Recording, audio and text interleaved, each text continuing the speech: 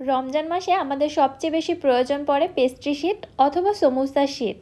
Super shop থেকে এই pastry শিটগুলো কিনতে গেলে বেশ চড়া দামে কিনতে হয়, তবে ঘরেই শুধুমাত্র ময়দা দিয়ে খুবই অল্প খরচে এই পেস্ট্রি শিট বা সমুসা শিটগুলো তৈরি করে আপনারা সংরক্ষণ করে রেখে দিতে পারবেন প্রায় 1 থেকে 2 মাস পর্যন্ত।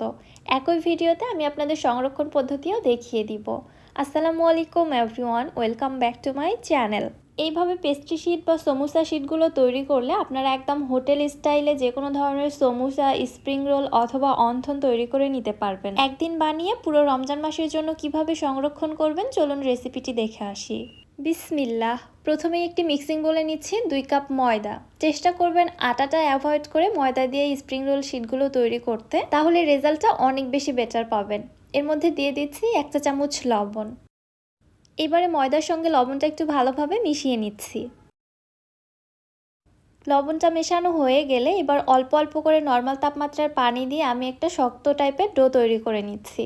তবে পানিটা একবারে অনেক বেশি দিয়ে দিব না, এরকম অল্প অল্প করে দিয়ে ডোটা তৈরি করে নিতে হবে, এছাড়া কিন্তু ময়দার ডোটা অনেকটা নরম হয়ে যেতে পারে।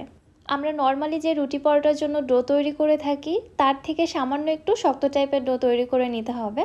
ডোটা যেন খুব একটা বেশি নরম না হয়, এদিকটা অবশ্যই খেয়াল রাখবেন। ডোটা তৈরি হওয়ার পর প্রায় 1 মিনিটের মতো খুব ভালোভাবে মুথে নিয়েছি, আর ডোটা ঠিক এরকম শক্ত হবে দেখুন। আশা করছি আপনারা বুঝতে পেরেছেন। এবার একটি ভেজা কিন্তু নেংড়ানো কিচেন টাওয়াল দিয়ে ডোটাকে ঢেকে রেস্টে রেখে দিচ্ছি 10 থেকে 15 মিনিটের জন্য। ফিরে আসছি 10-15 মিনিট পর। প্রায় 15 মিনিট পর ডোটা অনেকটাই সফট হয়ে এসেছে। আবারও ডোটিকে আমি 1 থেকে 1.5 মিনিটের জন্য খুব ভালোভাবে মুথে নিচ্ছি। এবারে ডো থেকে ছোট করে লেচি কেটে নিচ্ছি। পেস্ট্রি শিট কিন্তু অনেকটাই পাতলা হয়ে থাকে, অবশ্যই খেয়াল রাখবেন। ডোটা কিন্তু একদম বড় করে নেওয়া যাবে না, যেমনটা আমরা রুটি পরোটার জন্য নিয়ে থাকি। ডোটা ঠিক এরকম ছোট করে নিতে হবে। বাকি ডোটা আমি কিচেন টাওয়াল দিয়ে ঢেকে রেখেছি এবং এই ডোটা থেকে ছোট করে একটি রুটি বেলে নিচ্ছি। রুটিটা কিন্তু এরকমই ছোট এবং মোটা হবে, ফার্স্টে এগুলোকে পাতলা করে বেলে নেওয়া যাবে না। ঠিক এরকম ছোট করে একটি রুটি বেলে নেওয়ার পর এর উপরে আমি তেল ব্রাশ করে দিচ্ছি। তেল ব্রাশ করা হয়ে গেলে উপর থেকে ডাস্ট করে দিচ্ছি কর্নফ্লাওয়ার। কর্নফ্লাওয়ারের পরিবর্তে আপনারা এখানে ময়দাও ব্যবহার করতে পারবেন, তবে কর্নফ্লাওয়ারটা ব্যবহার করলে রেজাল্ট খুব বেশি ভালো পাওয়া যায়। অন্যদিকে আমি আরও 4 থেকে 5টি এরকম ছোট সাইজের রুটি বেলে নিয়েছি। সবগুলো রুটির সাইজ কিন্তু একই সাইজের হবে।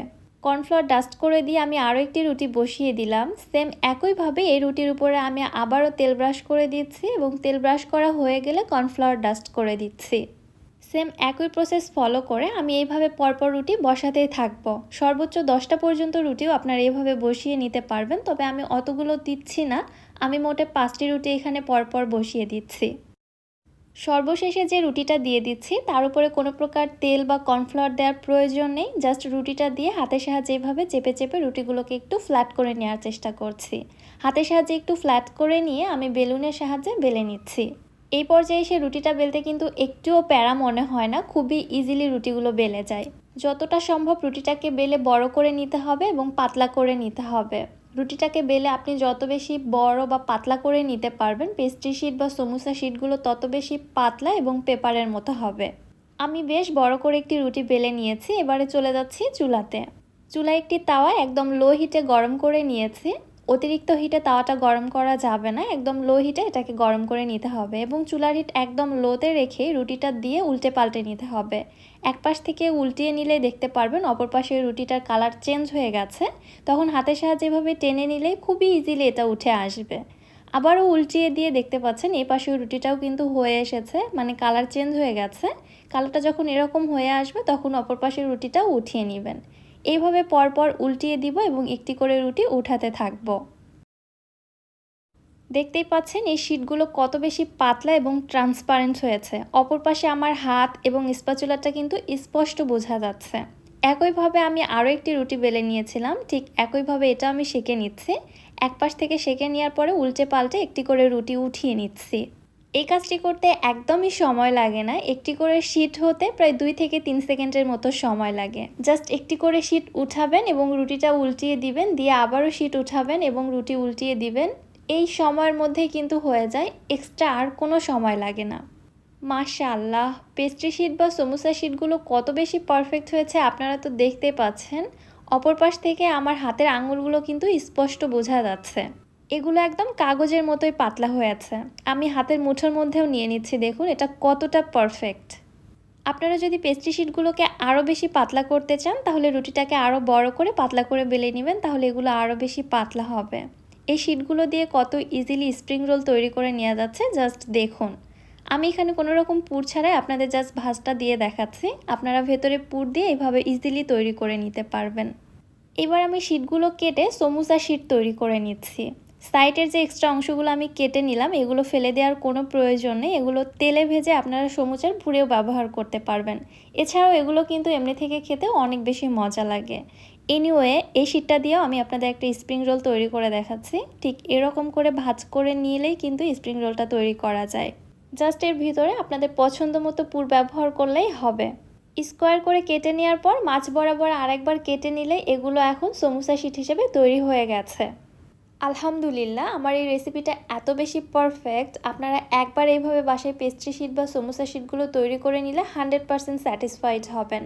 এই শিটগুলো দিয়ে আপনারা কিভাবে সমুচা তৈরি করবেন সেটাও আপনাদের দেখিয়ে দিচ্ছি। সমুচা তৈরি করার জন্য কিভাবে ভাঁজটা দিতে হয় আপনারা একটু চোখে দেখে বুঝে নিন, তাহলেই বুঝতে পারবেন, এটা আসলে বলে বোঝানো কঠিন। এইভাবে ভাঁজ দিয়ে নেওয়ার পর ভেতরে ইচ্ছে মতো পুর দিয়ে মুখটাকে সিল করে দিতে হবে। তবে তার জন্য অবশ্যই এখানে সামান্য ময়দার গ্লু দিয়ে এভাবে সিল করে নিতে হবে, তাহলে এটা আর খুলে আসবে না ভাজার সময়। মাশাআল্লাহ, দেখতেই পাচ্ছেন কত ইজিলি সমুচাও তৈরি করে নেওয়া যাচ্ছে। এইভাবে আপনারা সমুচা বা স্প্রিং রোল তৈরি করে সংরক্ষণ করে রেখে দিতে পারবেন। এছাড়াও এই শিটগুলোকে এইভাবে কেটে নেওয়ার পরে একটি জিপলক ব্যাগে ভরে আপনারা 1 থেকে 2 মাস পর্যন্ত ডিপ ফ্রিজে সংরক্ষণ করে রেখে দিতে পারবেন। আশা করছি আমার আজকের এই রেসিপিটি অথবা সমুচা শিট বা স্প্রিং রোল তৈরির পদ্ধতিটি আপনাদের কাছে অনেক বেশি ভালো লেগেছে।